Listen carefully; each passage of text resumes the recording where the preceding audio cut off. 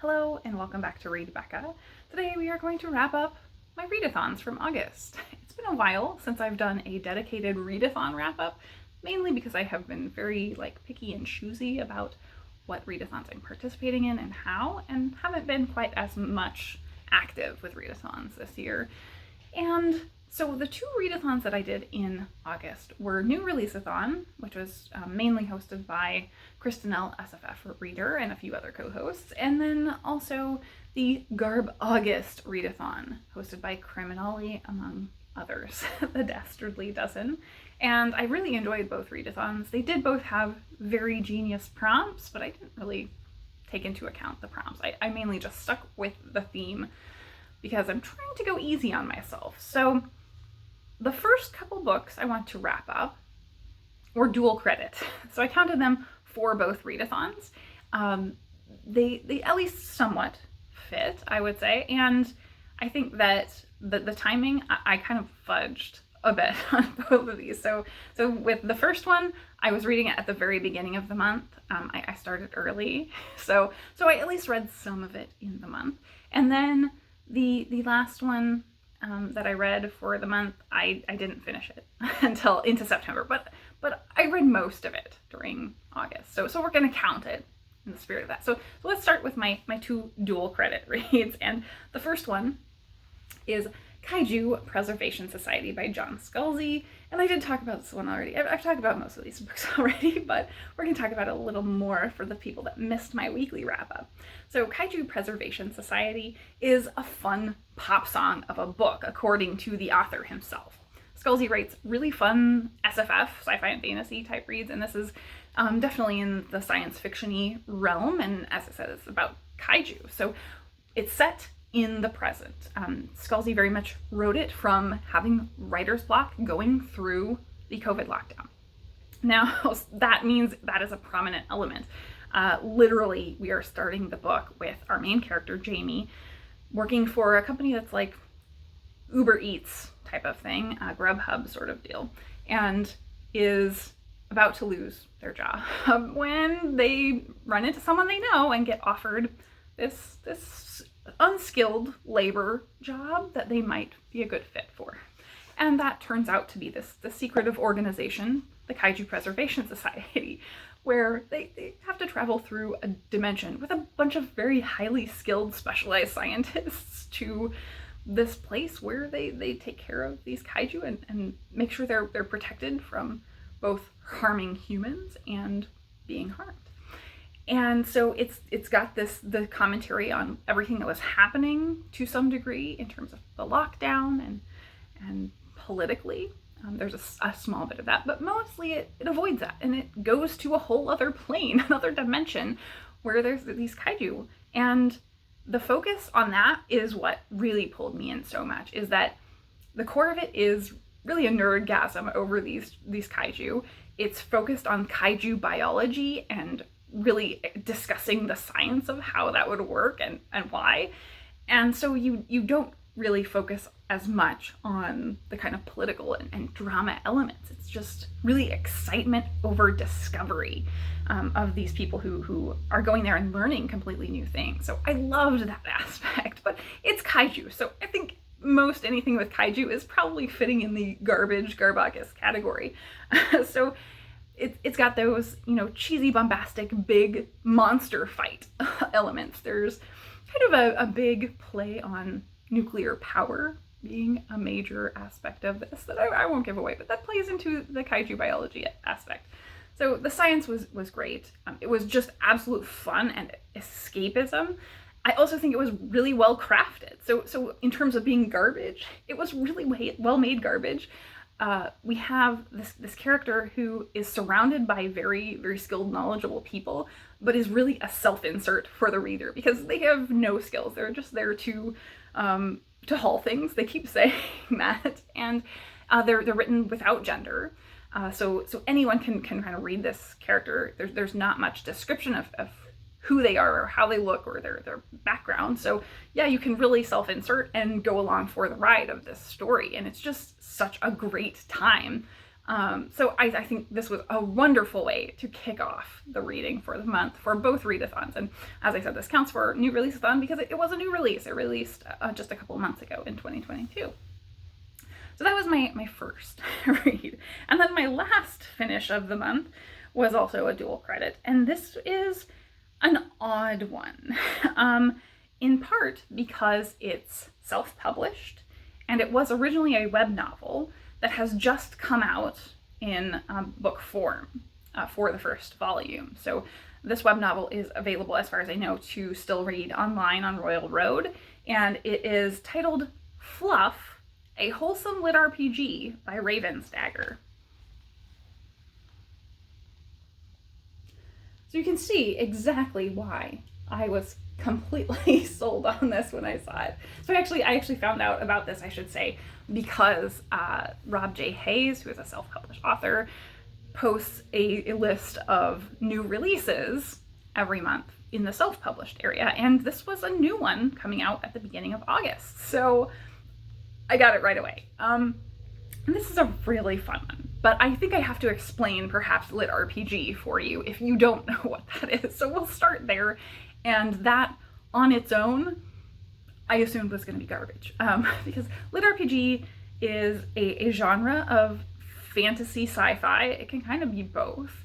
It usually entails someone either dying or getting hurt or going through some sort of portal into a video game world, or reincarnating into a sort of setup where they have video game mechanics. So these are literally written like a role-playing game. That's the RPG part. So in order to be a Lit RPG, though, they have to have literal stats in the text. So let me see if I can swap over to show you what that looks like. So in the text, we have an actual stat printout of her character sheet, basically.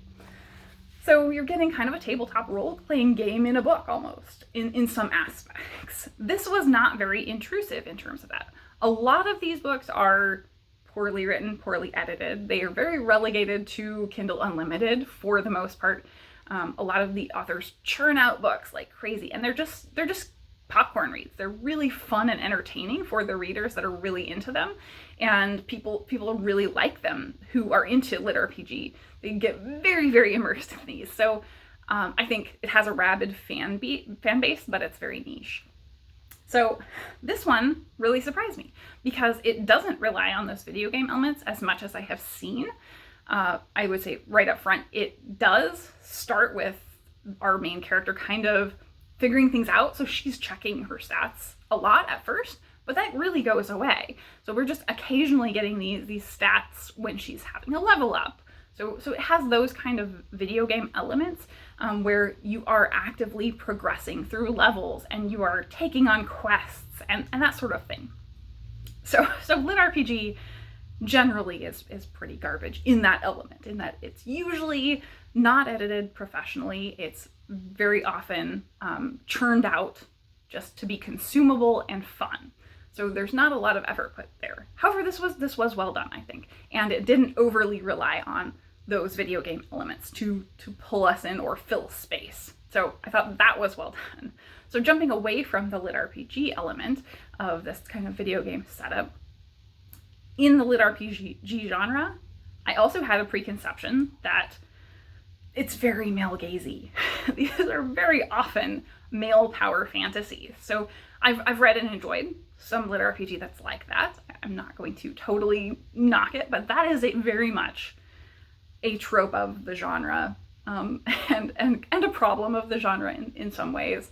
There's some pretty toxic stuff that's out there. So know going in that you're possibly going to have to wade through some of that. This did not have any of that. So the entire primary cast are female. So the entire, the setup of our primary cast is that our character is given a power, and that power involves summoning sisters. So she basically has all these women minions, and it's great. So totally got over all of my negative preconceptions that caused me to pick this up and made me think it was going to be just throwaway garbage. And I had a great time. I was very hopeful for this because it said a wholesome lit RPG, and it really did blow away my expectations. So I would say, jumping into the actual plot of this, away from all of those preconceptions, this was a superhero type stories. I think pretty expected in that way. It's all about this world where there's a superpower day every year, and on that day, random people get powers. And unfortunately, our main character is very anxious. She's just starting university, so literally it's the second day at school, and Power Day hits and she gets powers. And she wants to keep it secret because she doesn't know what to do. And she rolls for her alignment and turns out to be a villain. So she wants to do anything to not be a villain.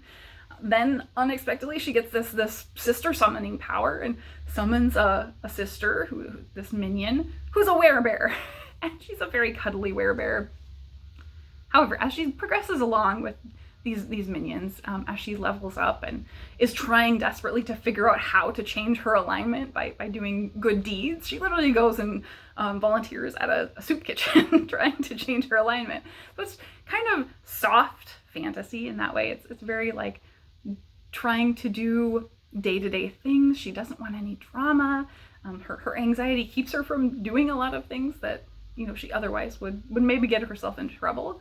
She and her sisters are kind of not at odds, but the sisters try to be helpful by taking quests that are more villainous, and anytime she's not around, they will be carrying out these villainous things. At one point, this werebear does a quest to mug somebody, which is not great, obviously, but she thinks she's mugging someone. In fact, she is being given communist propaganda. And so there's this whole thing that is a running gag through the whole story where this werebear is like calling everyone comrade and talking about the proletariat because she has been propagandized by this communist manifesto that she was given. It's very funny to me, at least.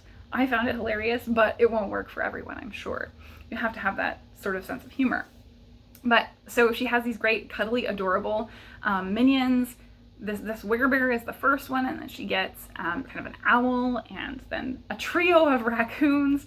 And meanwhile, she's just living in this dorm room, desperately trying to figure out what to do. And she's basically become a single mother to these young girls who are her minions.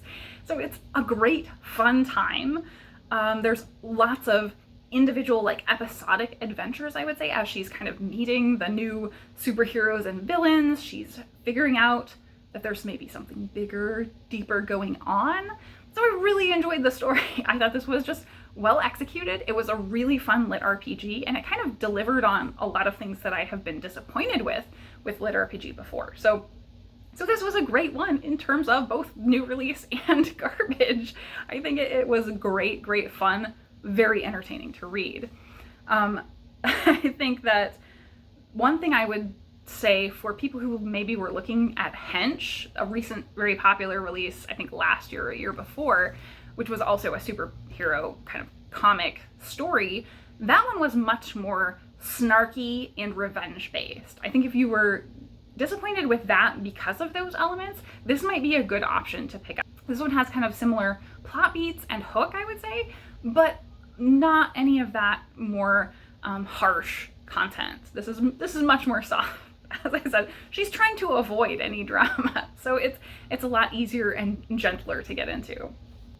Then getting into my Garbaugust reading, the dedicated books for that readathon, I had 3 things that I read for that, and I definitely went more vintage stuff for that. So I read first Cowboy Feng's Space Bar and Grill by Stephen Bruce, and I love this cover. Got the guys hanging out on the back here. So this is an odd one because this is definitely sci-fi. It's interesting that this has a nuclear element, much like the Kaiju Preservation Society did. And in this one, basically anytime there's some sort of nuclear thing happens, this space bar and grill travels through space and time. So they've been flung through time They don't really know why, and the 8 people inside the bar, 4 that work there and 4 in a band, are kind of not sure what to do or why they have traveled through time, and they kind of just start living in the time that they got flung to and just having lives, dating people from outside, and not really knowing what to even look into to start. So initially, this is like a sci-fi setting with almost a noir feeling to me. And I had a struggle with following the characters, but mainly it seems like we're following characters that were in the band, primarily one, with interstitial chapters, or intermezzo, I think is what they're labeled, that jump to random things. So most of this, we're following people that are out living their lives and then trying to investigate the mystery of kind of what's happened. So like I said, it has a bit of a noir feel, but it never really got there to truly understanding what was going on. So unfortunately, this was garbage in that it just didn't strike me as very much fun or something that was really well written or crafted. It was pretty boring, pretty badly written dialogue. Like, the dialogue was really heavy in here. I think I read an example last time, so let's see if we can find an example here.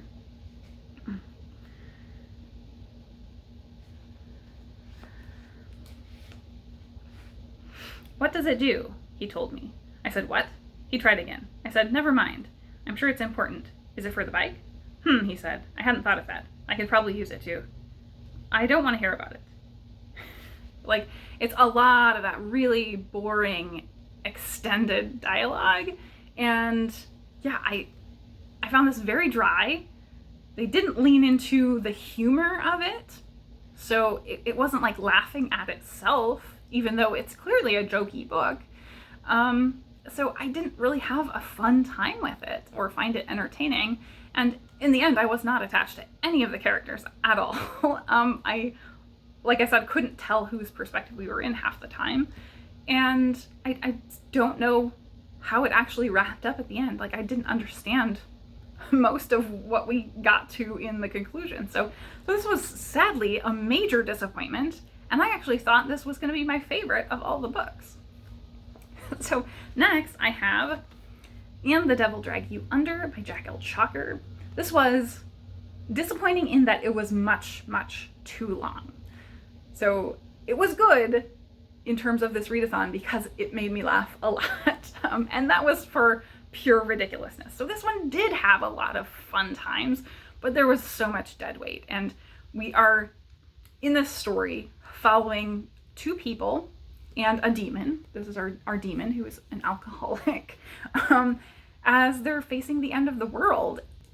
Very, very suspicious that it's really similar to the recent film Don't Look Up, where they're kind of starting out with a meteor that was going to be completely safe. But we found out that there were valuable minerals on it and decided to divert its course. And in doing so, we really screwed up and put it straight on course for the Earth because we were greedy and wanted to get the minerals.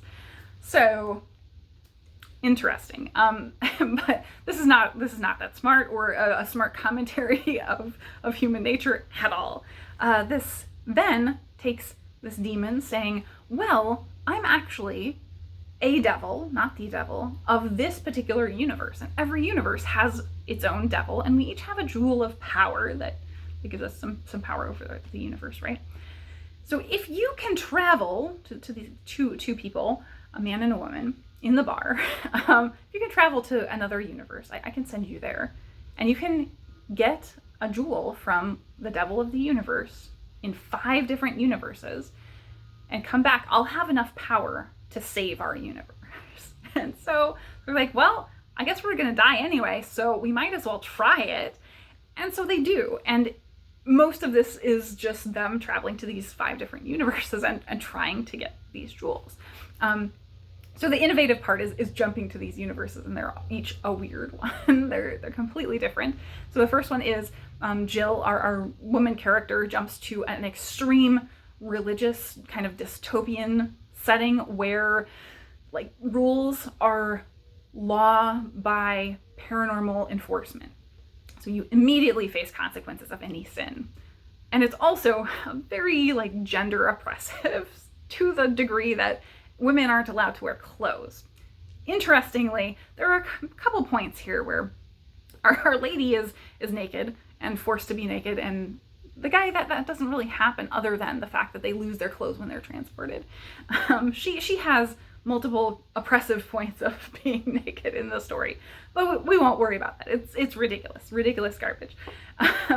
So she makes it through that one, right? And the second story is this Neanderthal world where the men are, again, extremely gender hierarchy and strength-based, and our guy, Mac, goes there, and he has to deal with this Neanderthal. Like, they can't even speak proper sentences, English, so he has to talk like Neanderthal. It's wild. But I have to read you a section from this. It's kind of gross, but it is hilarious in how disgusting and ridiculous it is. So this is when he has found the guy that he needs to get the jewel from. They have decided to speak normally because he's not with anybody else that's just from the universe. He's just with this demon guy. You have 5 seconds to tell me where the jewel is, otherwise I'll walk out of here and leave the two of you alone for the day. Balthazar was only too anxious. There's a pouch, a skin flap, a cavity between my genitals and my ass. It's in there. So that was it. Walter spread the demon on the floor and got a good wrestling position on him despite his bonds. He reached down, felt around, and found the pouch. It took a little doing to haul the jewel out, but he managed it. So this had very ridiculous humor, very ridiculous moments, so it really leaned into the garbage. The other worlds, I won't give you a lot of detail, but going into them, it was like, the next two were high fantasy worlds. One of them was a very traditional high fantasy world with sorcerers and thievery, and she has to join a thieves guild. And then the fourth world was like anything that you can imagine is real, but yet somehow they very much limited themselves when trying to think up crazy things. And then the final world was like an urban fantasy Chicago. So it had paranormal elements, Amazons, oddly. Jill joins the Amazons for a war. And the problem with that is that final world especially just kept going on for literally weeks, and they don't have any grasp of time in the world where they came from. So they just keep going, hoping that their world is still there when they are trying to get back. And that lost me. I had no sense of tension as it went on. So yeah, so I've talked about this one way more than it deserves, but it was mostly entertaining. It was not a very good book, but it's so hard to rate these things. I really struggled with rating these because this was generally just a bad book. It was not well written. It, as I said, had a ton of dead weight. It had so many ridiculous things and problematic things that, you know, I didn't want to overlook, but also it was really entertaining and just had me laughing out loud at how stupid some of the stuff was. So it was good garbage, I think, in terms of that. My final book for Garbaugust was the biggest surprise because I expected it to be genuinely terrible.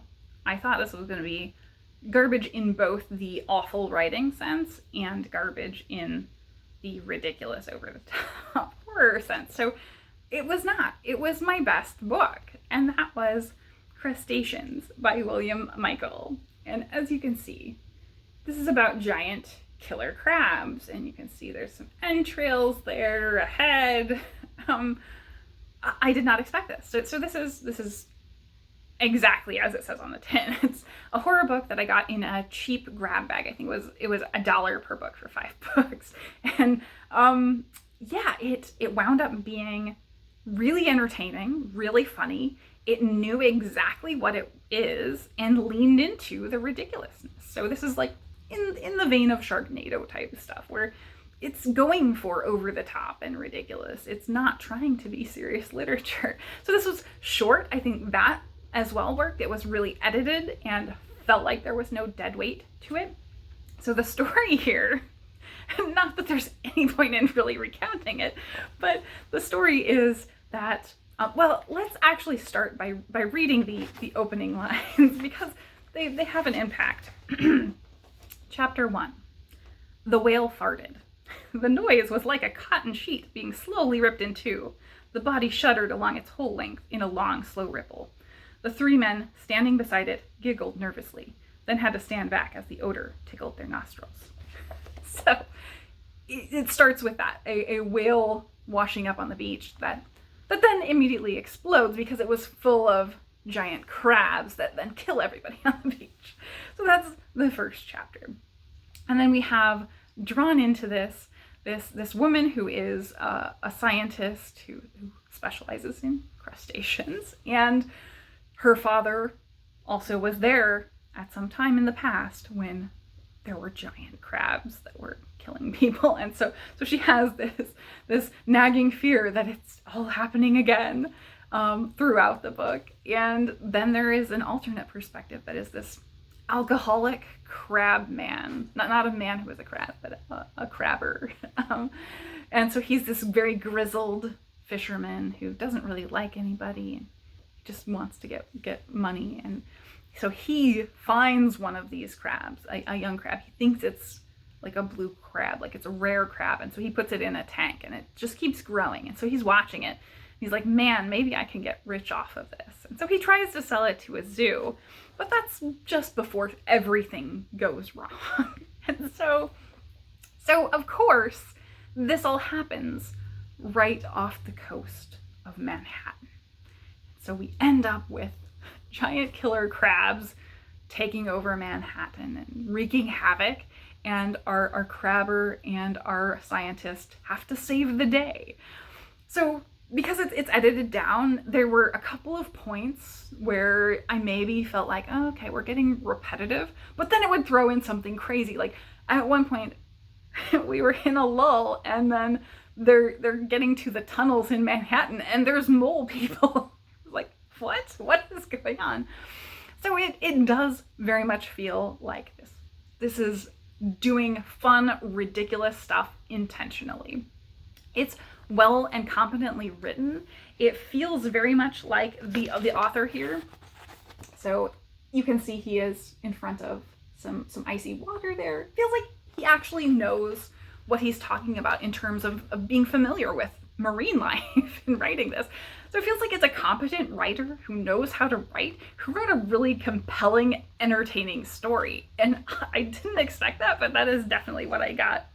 And it says here, William Michael is a Scottish writer with 14 novels published in the genre press and over 250 short story credits in 13 countries.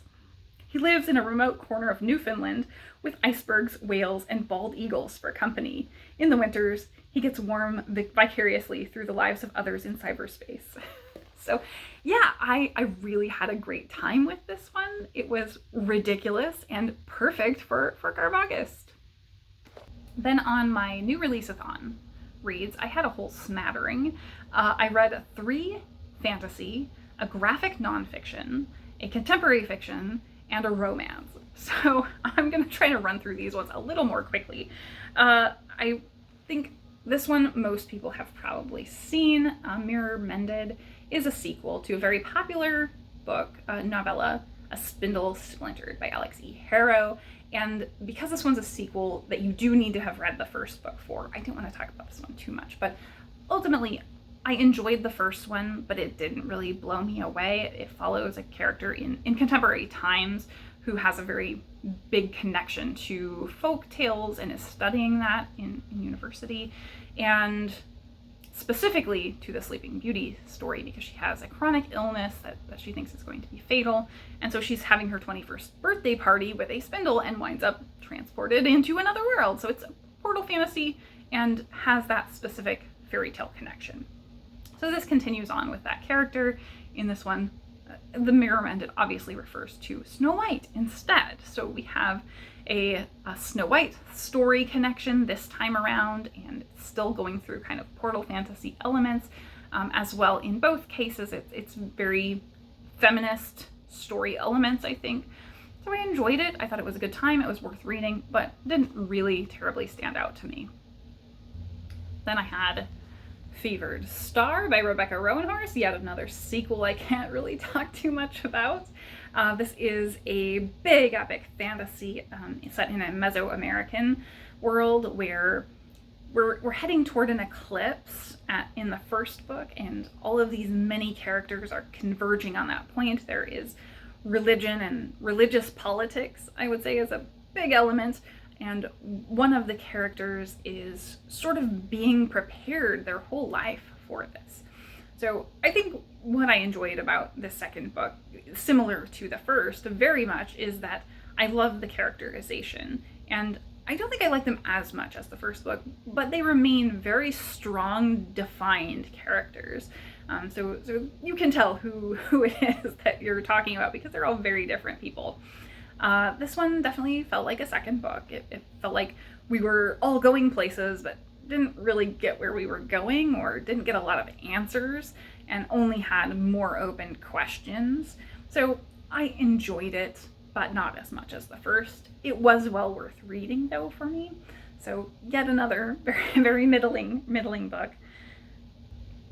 And my third fantasy of the month was Solimar, The Sword of the Monarchs by Pam Munoz Ryan, and this is actually a middle grade. So I doubt too many people will care to hear about this, but I did enjoy this. Another middling sort of story. It was entertaining. We were following a young girl as she gets some powers by connection to the monarch butterflies who are in her area in the forest when they're like stopping off on their migration. And so as a result of these powers, she can kind of predict the future a little bit, and her kingdom is under threat, as well as the fact that her brother, who is the heir, is not sure he wants to be the king in the future. So she's going through this big epic journey of coming to understand herself, and that she really wants to be the leader of her people. And so that's the main thrust of it, but the actual plot is focused on this big epic journey she has to go on. And so it's a really fun story. I loved the setting, and the writing was really entertaining and had a lot of color and detail to it. So yeah, I enjoyed this one, but another one that didn't blow me away. So very middling on the new fantasy for me. So in my literary fic pick, we had to Remove This Post by Hannah Bervotz and translated by Emma Burrell. And this was good but mixed. I enjoyed it more than I expected, I think, because it has some very graphic content. So as a result of the title, we had to remove this post. You should kind of pick up on that. This is about social media moderation in part. That's not the core of it. It follows a character. She has been kind of a loser, has given up on employment and taking care of herself and her home, and that's in part as a result of a breakup. She just kind of goes along in her life, and then she winds up taking a job out of desperation, pretty much, because she doesn't have any food left, and that job is as this social media moderator for the platform. And when she's there, she falls into a relationship with another woman there, and things slowly kind of unravel with the group of new hires that she's with, because as they're codifying down these acts, the things they have to moderate into rules and context, and stop seeing it as real people and real things that are happening, they disconnect from reality. And so more so than the social media moderation aspect, I think it's talking about the treatment of employees by big corporations and disjointing them from treating them as human beings is dehumanizing, obviously, but it causes that disconnect from reality and from connection with other people, to the point where they kind of start to lose it. So I think it had some big things to say. I think the execution overall, I was very surprised that I got along with it as well as I did, and in part that speaks to it being well executed because there is some graphic content in here, but I don't think it all came together to make the points it wanted as well as it could have. So again, it was kind of a mixed bag of I wanted to like it more than I actually ended up liking it, but also I was amazed at having gotten through some of the stuff that's in here. So overall, good. So on to my best and worst of the new Releaseathon. My worst, and a big disappointment to me because I had such high hopes, is You Made a Fool of Death with Your Beauty by Akwaeke Emezi. Now, this wasn't badly written. It has a lot to grab onto, I think, but it's a romance book that follows a young woman who is grieving, and she's really struggling with that. Faye, our character, has been through a marriage and a husband who died in an accident. And we're starting this off as she's kind of just getting back to having relationships or having casual sex in the first scene. And she clearly, over the course of the book, is not ready, in my opinion. She gets into these situations where she's having horrible doubts and creating angst a lot. And so the whole middle of the book is that angst spiral. And I just could not get along with that. What is great is that in this romance story is so vibrant and full of great descriptions. Emezi's writing is extremely vivid across all of the books of theirs I've read, so that is maintained here. But Emezi is playing with this character who's an artist who's exploring their grief through their art and not anything else, and gets the opportunity to go on this whirlwind trip because of a rich friend that she makes. And this whirlwind trip involves going to the islands, I'm assuming the Caribbean islands, and so it has this really amazing setting, this great island setting with wealthy people and mansions. She meets a private famous chef who winds up having all this amazing food.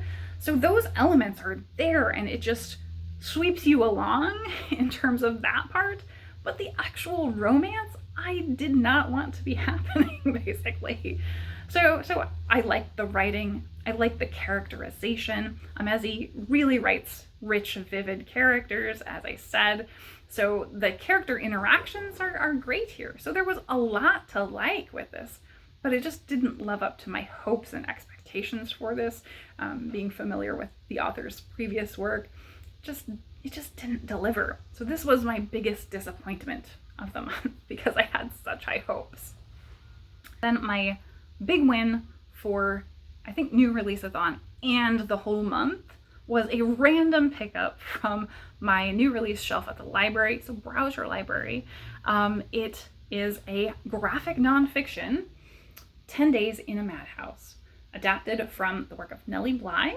This was adapted by Brad Rika and illustrated by Courtney C. So I thought this was incredible. I'm familiar, at least, with the previous work. So Nellie Bly was an investigative journalist in the late 1800s who checked herself into an insane asylum where these women were put by families who didn't want them around because they were inconvenient. They often were women who weren't actually mad. They were just inconvenient, as I said, poor, or didn't speak the language, and they wound up stuck there and horribly abused. And so she went through and did this 10-day stint there to uncover the abuses that were happening and really find out the details. And she talked to the doctors who were not listening to her. She stayed there even as she was going through horrible abuses herself, and increasingly, not being allowed to sleep or given the opportunity, not having good conditions there that were making her question her sanity. So they did a really great job of getting that across on the page and in the pictures. So it did a phenomenal job actually condensing the story and putting it into this graphic format. I think I don't normally like black and white for an entire comic, but this did stunning. I mean, everything from being inside the interior of these buildings and having everything be not well lit and really getting across that sense of darkness and shadow was done very well. There's also a lot of straight lines. All of the clothing have these very straight lined templates. They have all of the buildings everywhere are these very massive manor house type buildings of the asylums. And it was really incredible that they incorporated all of that, as well as the kind of after effects. They incorporated Nellie going in and testifying against all of this and getting reforms passed. I think it was $1 million put towards reforming these institutions. And so she did this amazing journalistic investigation that actually made real change for her community at the time. So really amazing piece of work. I loved everything about it. It was definite 5-star read. I really heartily recommend people go check it out, or the original work if they have access to that, because both are stunning. So that is my very lengthy wrap up. I will see if I can edit this down because it's very long. So yeah, I hope everybody had a great time with these readathons if they participated. I'm looking forward to seeing everybody's lengthy garbage wrap-ups, and New Releaseathon was so helpful. I think for me, I have such trouble reaching for those new releases because it's like, oh, it just came out, I will get to it down the road, you know? And this definitely pushed me to pick up some of the things, especially the sequels that I have been needing to get to, things that have been on my radar, or authors who have been on my radar, and actually reaching to those sooner rather than later. So I'm really appreciative to our hosts of these readathons. Thank you guys so much for watching.